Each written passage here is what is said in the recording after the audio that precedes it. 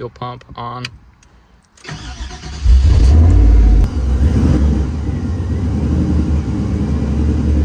Once it's fired up, I start turning on trans, vacuum, fan 1, fan 2.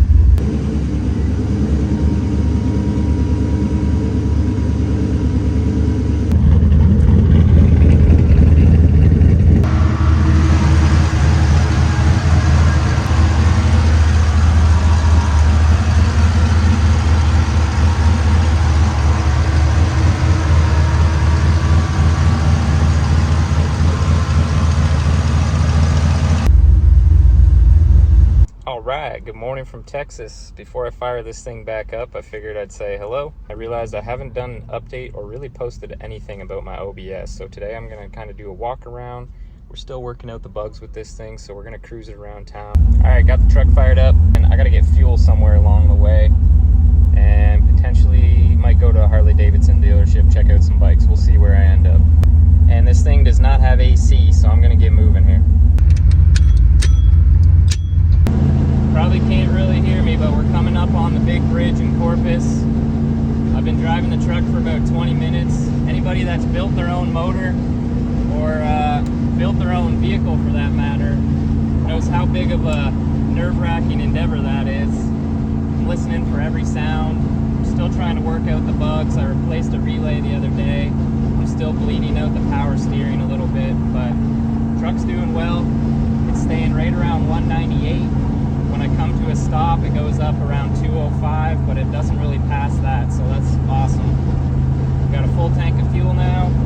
I just found this car meet. I think it's done probably 20 minutes ago, but we're gonna go by there and see if we see anything cool. And yeah, we're crossing the bridge now. So I'm proud of the truck so far. It's doing really well. We're at a stop. I don't know if you can hear it idling.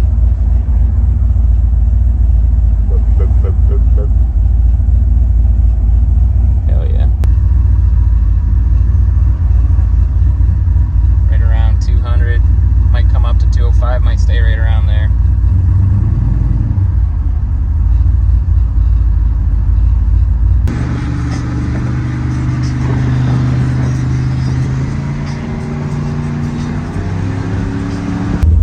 My CarPlay cut out my recording, but the truck's already warmed up. I'll do another quick walk around and just give you some sound clips here.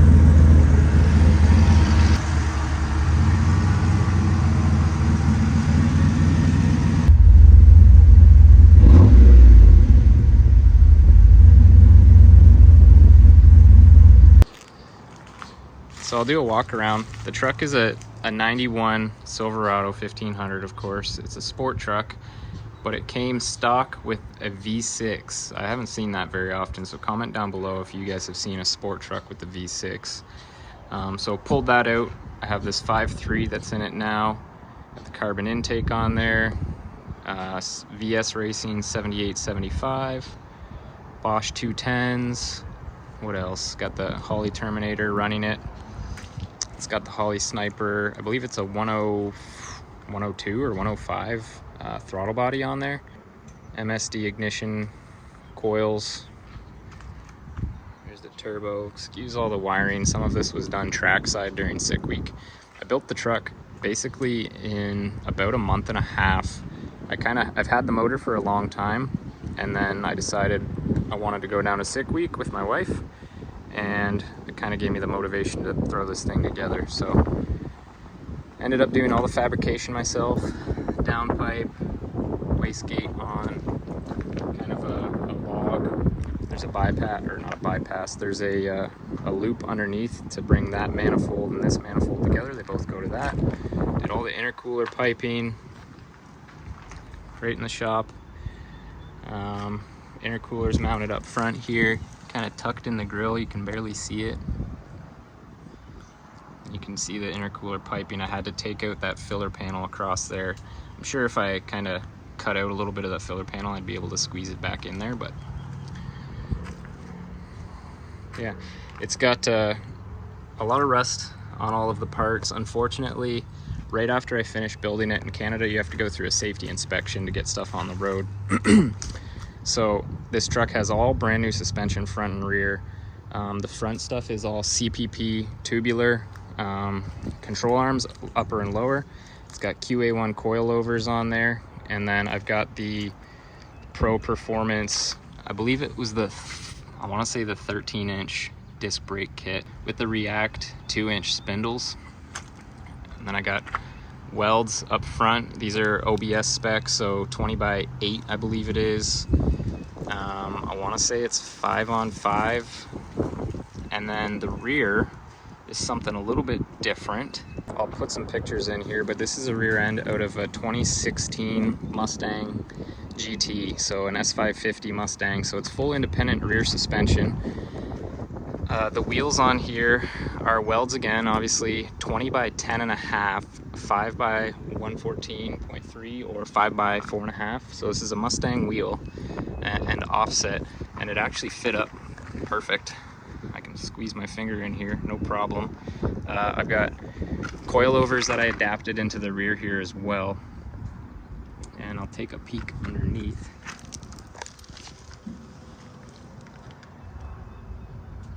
So you can see how I squeezed the subframe underneath of the truck. I've got tubular cross members that I welded in. Again, I'll put some pictures up. And then welded that right to the subframe. So the subframe's mounted in there solid. And then I don't know if you can see the coilovers.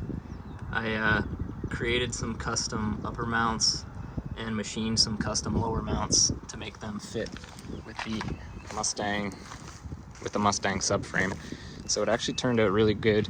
What do I got on the back here?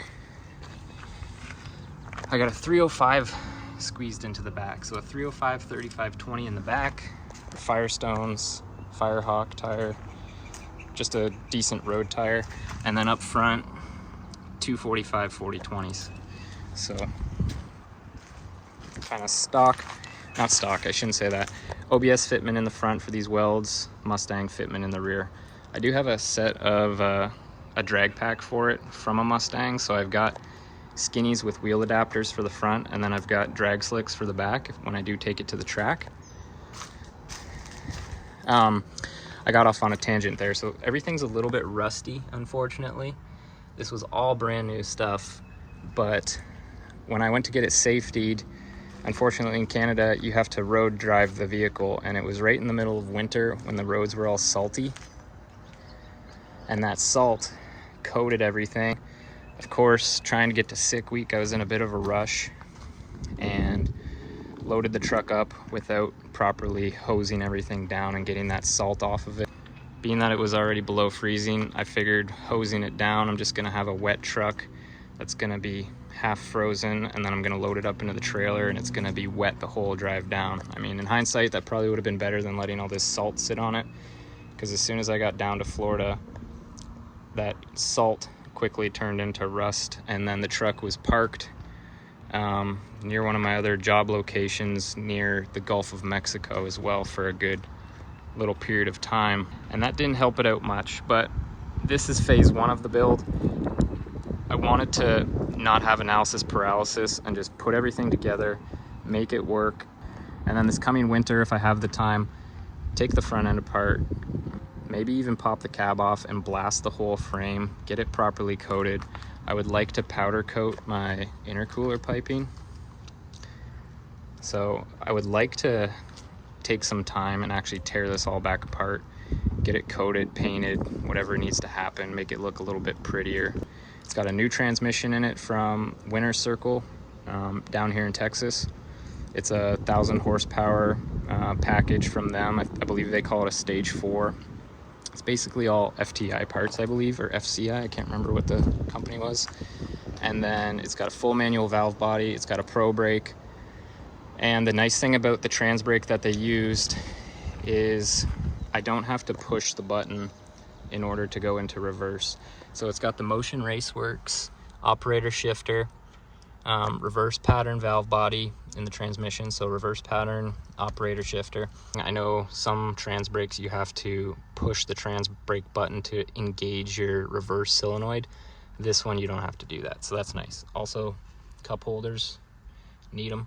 Inside of the truck I left very stock. It's got a Motion Raceworks throttle cable that I just adapted right to the stock pedal. I got my passenger over there just in case of emergencies. Put a CarPlay radio in it. I did upgrade the speakers. I went with Kenwood's, just an Amazon special. Added this rocker panel, and you probably would have seen the relay box under the hood. So fuel pump, fan 1, fan 2. The fans I harvested off of the same Mustang that I took the rear subframe from. So these are actually Mustang fans. Vacuum pump, I had that because being that it's turbo, I wanted to make sure I still have vacuum under boost for my brakes and for my transmission. So no longer need it for the transmissions since it's full manual valve body, but I do still need it for brakes, and it works great for that. I'll show you that under the hood. And then this is my transmission cooler that I added prior to getting this second transmission installed, but it seems to be working. I can feel the heat coming out from the bottom of the truck when it's running. Gauges, doesn't work, doesn't work, does work, and does work, doesn't work. So this cluster is pretty much useless. I might upgrade the little screen to a bigger Holly screen and get that in here. I believe this Pioneer head unit does have GPS if I wanted to know what my speed is, but I just kind of try to stick with the flow of traffic. I gotta tighten this set screw up. Fuel pump is I believe it was a 255. It's a Walboro 400, or however you say that. I haven't had any issues with that. It dropped right in the stock tank. When I put the subframe in, the stock tank had to be relocated because of how far forward it came. And you can see the trans cooler there probably as well.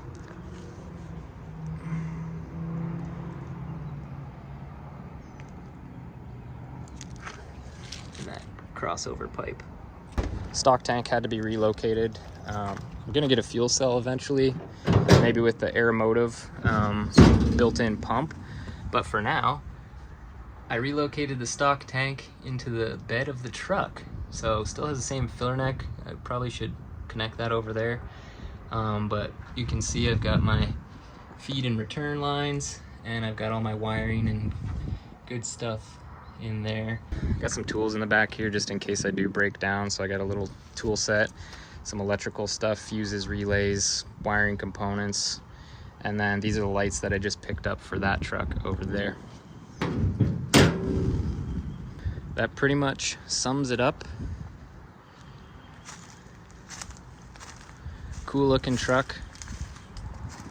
Pretty fun to drive so far. Fuel rails came with the PTR carbon intake, or not came with, but same company. Bosch 210s, like I said. I had to get these ICT billet adapters for the body length. I've got this, who's this from? This little block back here. I think it says DMS or something. I'll put a picture up of it, but it's for my map sensor, and it just allows you to remote mount it, which is kind of nice. So I mounted it to the side of the fuel rail there, and then I've got everything that's boost reference coming back to this block, and everything that's vacuum over to that block there. Blow-off valve, map sensor, fuel pressure regulator, and then intake reference. Fuel pressure regulator is from Radium. It has boost reference off the back, and then I've got my fuel pressure transducer hooked up to it, return line off of the bottom, and then I've got my fuel feed on this side, through this rail, around the back, through this rail, and then return on the bottom there. They've got these pretty sweet little like banjo style AN fittings, keep everything nice and tight. and then the actual regulator just threads right into the fuel rail, so that's pretty sweet. Oh, vacuum pump right here. So this is from a ZL1 Corvette or Camaro that's supercharged, so that's a Chevy product. Shouldn't have any issues with that. It's just mounted there, still holding vacuum, so that's good because you know this system is airtight. But once it reaches I can't remember, it's 20 or 25, this switches it off, and then once it comes down, as you use vacuum, it'll drop below a threshold. This will kick back on, turn the pump on, and recharge your vacuum system. So again, vacuum pump to block, check valve in there, got my gauge, I have the reference to the switch, and then the only thing that it's really being used for right now is my booster. All right, so that's the build breakdown on my 91 OBS. Turbo LS swapped, turbo 400, Mustang rear suspension, welds all the way around, 305s in the rear, 245s in the front, big brakes, disc brakes all the way around. Pretty cool, fun little truck. So if you liked it, go ahead and like the video, subscribe, throw a comment down below. Let me know what you think, what I should change on the truck. And if you're in the Texas area or wherever you're from, let me know. I'm curious where people are watching this from. And stay tuned for more to come on this truck. I'd like to take it to the track. Yeah, just have some more fun with the truck, cruise it around, and enjoy it. So that's what I built it for. Talk to you later. Peace.